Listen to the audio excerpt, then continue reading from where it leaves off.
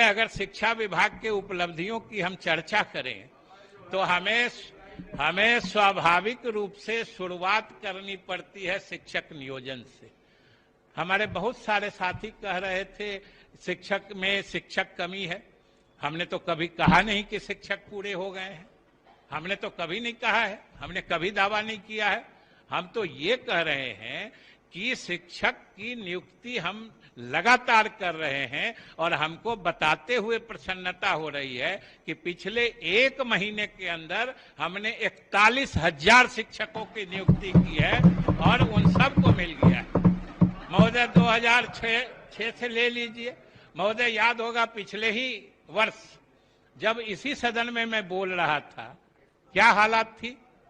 पिछले 3-4 वर्षों से लगातार न्यायालयों के पेचीदगियों में फंस के ये सारी नियुक्तियां अटक सी गई थी। लोग निराश हो गए थे, लोगों ने उम्मीद छोड़ दी थी महोदय कि अब नियुक्तियां हो ही नहीं पाएंगी। और हमने इस सदन को महोदय आश्वस्त किया था पिछले ही दिनों कि हम लगातार न्यायालय से सक्रियता से अनुरोध करके हम नियुक्तियां करेंगे।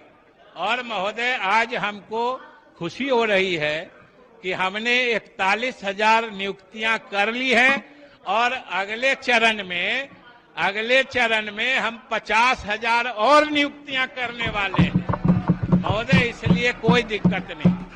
अभी हमारे साथी कुछ STET की बात कह रहे थे, इधर से शायद हमको याद नहीं है, मुन्ना जी एक हमारे बयान की चर्चा कर रहे थे जो शिक्षा मंत्री बोल रहे हैं कि गुमराह नहीं हो हमारे अभ्यर्थी।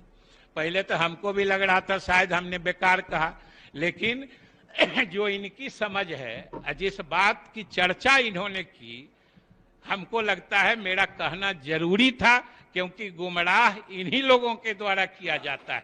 इसलिए कि मुन्ना जी आप पढ़ लीजिएगा, हमने ये कभी नहीं कहा है कि STET में जो उत्तीर्ण हो गए सबको हम नौकरी दे रहे हैं।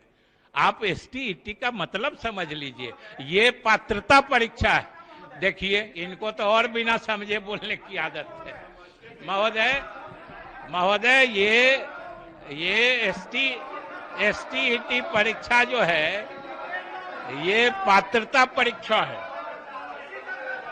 ये पात्रता परीक्षा है। और जो हमने सुने ना, जो हमने, अरे आपको जाना है तो चले जाइए ना, समय क्यों बर्बाद कर रहे हैं माननीय मंत्री जी। अरे आपको जाना है तो जल्दी जाइए। आप बोलिए महोदय, हमने जो कहा है कि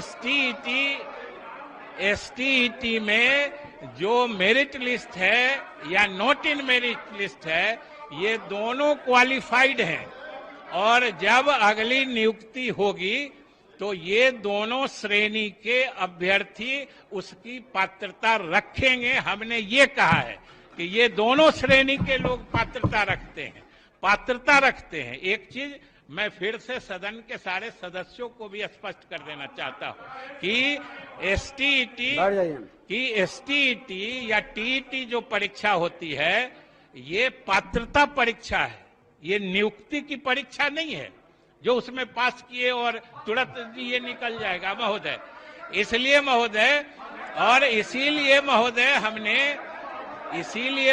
हमने वो कहा है कि ये गुमराह न करें। और महोदय इसी तरीके से हमने अब तो समय ये महोदय, और हम फिर अगले साल अभी STET के भी परीक्षाओं के आधार पर गंभीरता से शिक्षा पर गंभीरता से सुने, बैठे, बहुत महत्वपूर्ण विषय है महोदय। हम माध्यमिक और उच्च माध्यमिक विद्यालयों में भी महोदय हम लगातार नियुक्ति करने जा रहे हैं। इन लोगों को सह तो होगा नहीं महोदय, ये लोग तो मानेंगे है नहीं।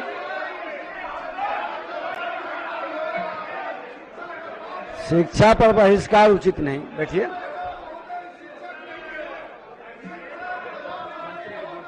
माननीय मंत्री जी आप अपना कथन कहते रहे।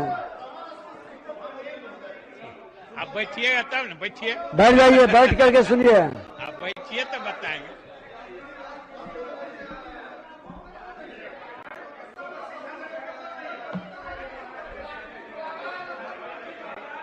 शिक्षा पर गंभीरता से पक्ष प्रतिपक्ष दोनों को सुनना और बैठिए बैठिए बैठिए। महोदय, हमने बताया कि हम शिक्षकों की लगातार नियुक्ति करने वाले हैं। अब प्रहलाद जी सब चले गए, आप काहे के लिए हैं?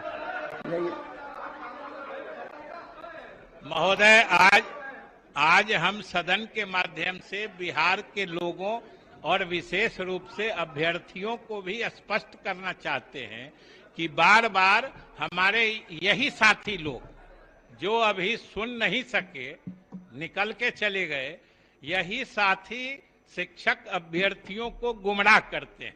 देखिए, हमने कहा कि जो एसटीईटी पास किए हैं सब पात्रता रखते हैं। अगले चरण की जब नियुक्ति होगी सब लोग उसमें आवेदन दे सकते हैं। जो मेरिट लिस्ट में आएंगे उनकी नियुक्ति होगी। इसी तरीके से महोदय, एक चीज जो हम आपके माध्यम से सदन को सबसे जरूरी बताना चाहते हैं कि आज तक बैठ जाइए, अपना परिचय क्यों दे रहे हैं? बैठ जाइए। आज तक हमारे प्राथमिक विद्यालयों में प्रधान शिक्षक का पद नहीं होता था, जिसके कारण हमारे विद्यालयों में अनुशासन की कमी रहती थी और फिर क्लास भी बाधित होती थी। लेकिन हमने अभी 40,000 संक्षिप्त कर लें। 118 प्रधान शिक्षक के पद सृजित किए। अब हरेक प्राथमिक विद्यालय में प्रधान शिक्षक होंगे। महोदय, उसी तरीके से हम लोगों ने लगभग 6,421 प्रधानाध्यापक के पद सृजित किए। जो माननीय मुख्यमंत्री की कल्पना है, जो हर पंचायत में महोदय एक +2 विद्यालय होगा, उन सभी विद्यालयों में जो नियमित प्रधानाध्यापक नियुक्त होंगे। और सबसे बड़ी बात है अध्यक्ष महोदय कि प्रधान शिक्षक और प्रधानाध्यापक की नियुक्ति अब बिहार लोक सेवा आयोग के माध्यम से होगी, जिसके कारण अब ज्यादा योग्य, ज्यादा कुशल, ज्यादा दक्ष हमारे स्कूलों में हेडमास्टर होंगे और प्रधान शिक्षक होंगे, जिससे विद्यालयों का शैक्षिक माहौल काफी सुधरेगा। महोदय, अंत में तो हम इतना कह देते हैं कि जो माननीय मुख्यमंत्री की कल्पना है हर पंचायत में एक +2 विद्यालय का, यह समझिए इतनी बड़ी क्रांतिकारी योजना है। ये बिल्कुल जो खेल परिवर्तक या खेल बदलने वाला कार्यक्रम जो होता है, गेम चेंजर जो कहते हैं, भविष्य में इसके कितने दूरगामी प्रभाव होने वाले हैं कि जैसे बच्चियों में जो शिक्षा का प्रसार होता है, यह स्थापित हो चुका है कि ये उससे प्रजनन दर कम होता है और उससे जनसंख्या नियंत्रित होती है। और सोच लीजिए अजय जी कि जब जनसंख्या नियंत्रित हो जाएगी तो इस प्रदेश और देश के आधे से अधिक समस्याओं का खुद ब खुद समाधान हो जाएगा। ये समझ लीजिए। ये तो बाकी हमारा सब पाठ बनवा दीजिए। बाकी अध्यक्ष महोदय, तो हमारा ये सब बाकी इसका पाठ बनवा दीजिए। इसी के साथ सब तो चले गए अजीत शर्मा जी, इन्हीं का कटौती प्रस्ताव है।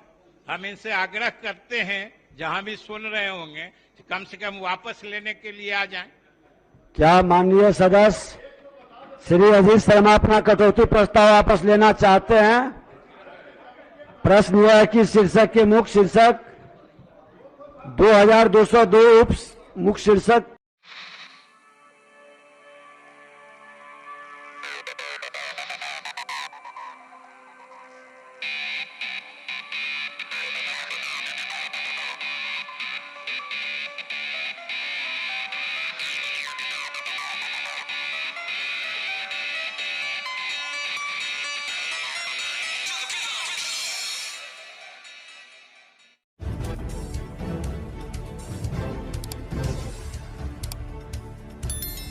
सब्सक्राइब कीजिए हिंदी क्लब को, दबाइए इस बेल आइकॉन को ताकि हमारा वीडियो आपको मिले सबसे पहले। शेयर करें अपने दोस्तों के साथ ताकि वो भी इसका लाभ उठा सके। ये सब बिल्कुल फ्री है।